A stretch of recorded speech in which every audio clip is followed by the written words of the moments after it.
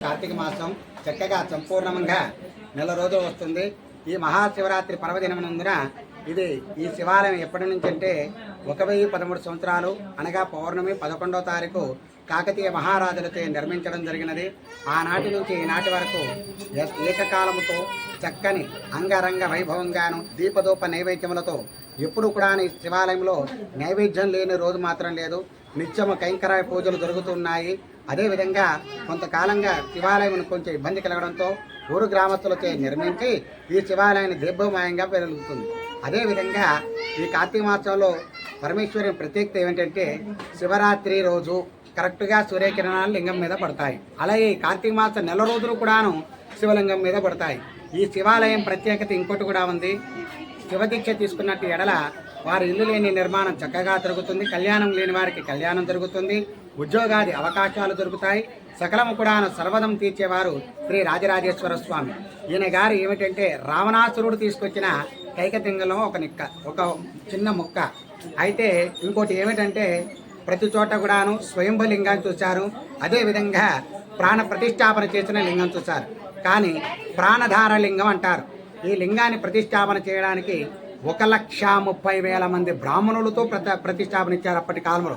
కాబట్టి ఎంతో ప్రసిద్ధిదే, ఎంతో యోగమే. కాబట్టి ప్రతి ఒక్కరు కూడాను స్వామివారి దర్శించి సకలాష్టేశ్వరులు పొందగలని మనస్ఫూర్తిగా కోరుకుంటున్నాం. హరహర మహాదేవ శంభో శంకర. ఇప్పుడు ఇది రావణ బ్రహ్మ తీసుకొచ్చే లింగం అండి. రావణాసురుడు తీసుకొచ్చిన కైకత లింగంలో ఒక ముక్క ఇది. అందుకే ప్రాణధార లింగం అంటారు.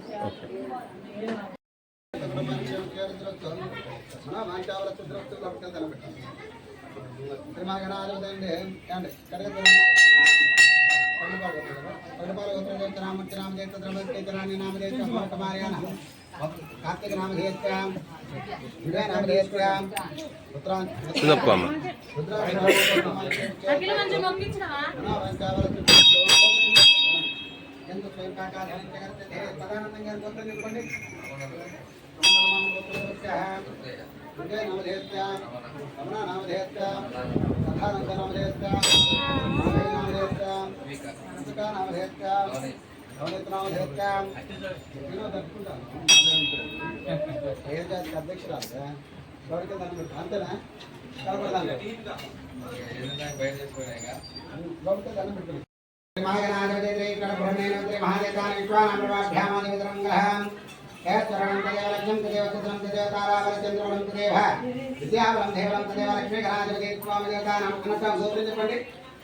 और మేమా దేవమహర్షి గోత్రం శ్రీనివాసరావు వెంకటరమణ బృహస్పతి లత నివేదన్.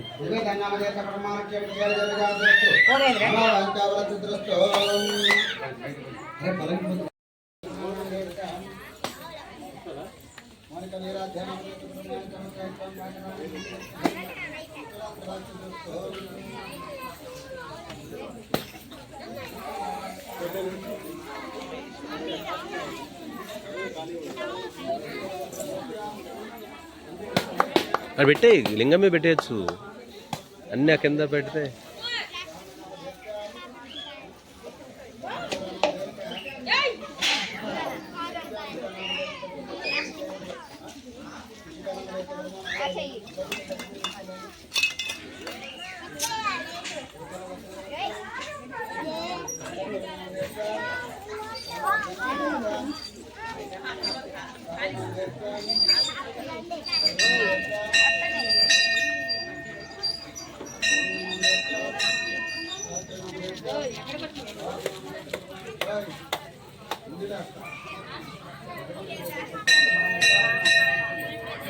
ఇటొచ్చు.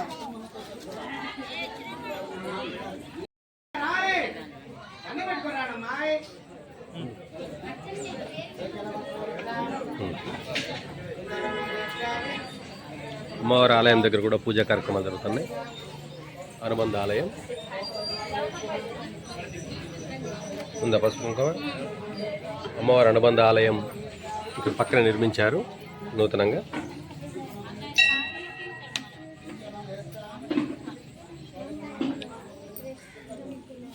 అలాగే అభయాంజనేయ స్వామి ఆలయం కూడా పక్కన నిర్మించడం జరిగింది, ఉప ఆలయం.